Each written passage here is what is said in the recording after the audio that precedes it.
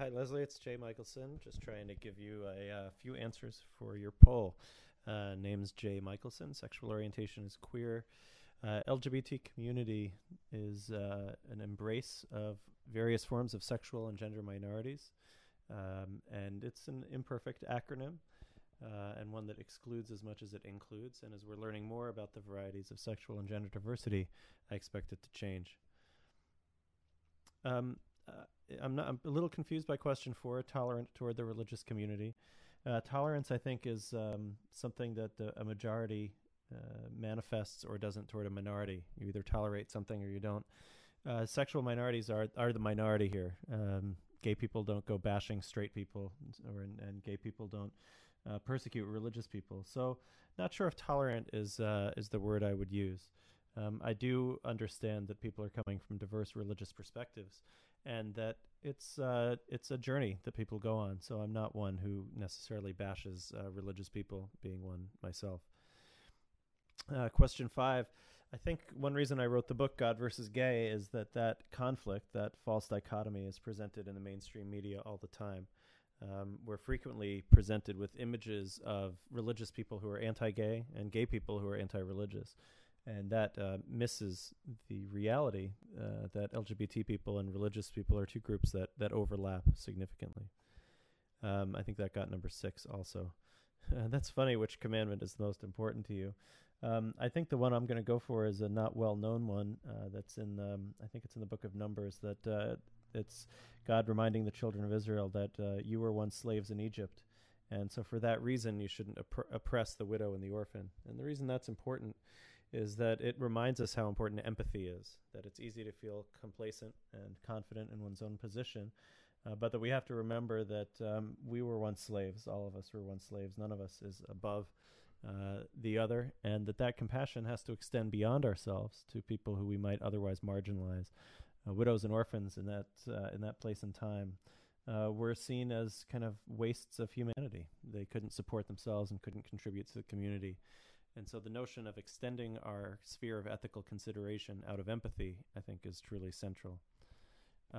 Everybody should have rights. Everybody should be protected by the law. Everybody should have the freedom to express themselves. I do consider myself a religious person. That's number 11.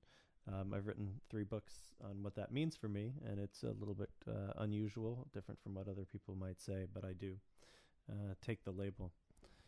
I haven't just felt rejected by someone from a religious community. I have been rejected by people from religious communities, people excluding me from their churches and synagogues, people excluding me from speaking to their organizations or and writing horrible things about me on the internet. I think if you look at the data in terms of question 13, if you look at the data, the majority of people around the world who harbor strong anti-gay sentiments use religion to justify that. So I'm not sure if that's responsibility, but it certainly is the responsibility of religious leaders to differentiate between an interpretation of Scripture and marginalizing actual people, and then to take it further, to recognize that Scriptures which have been misinterpreted over the years don't need to be read that way.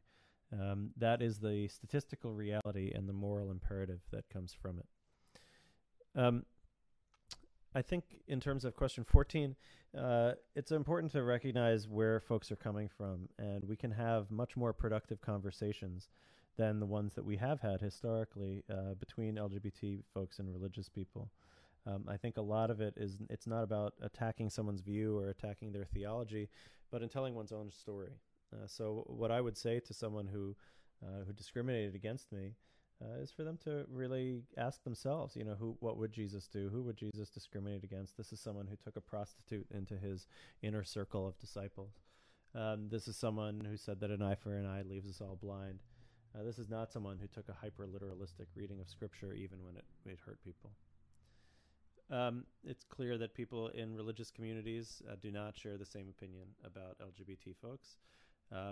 That's a statistical fact.